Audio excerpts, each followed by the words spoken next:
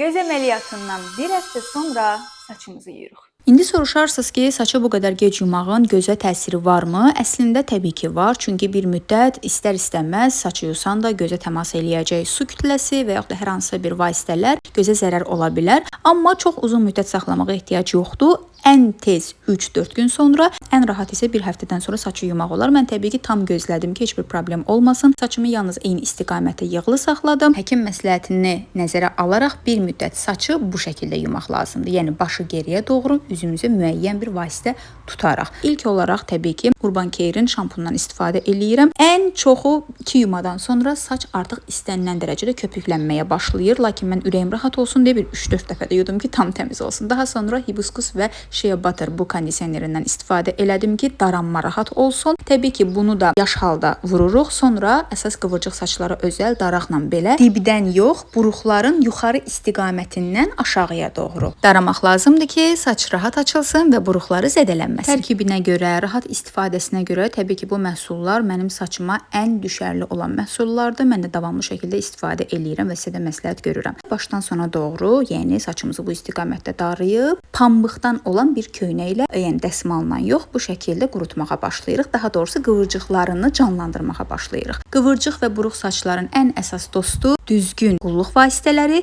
və həmin qulluq vasitələrini yenə də düzgün istifadə etməkdən keçir. Özünüzə və saçlarınıza gözəl baxın.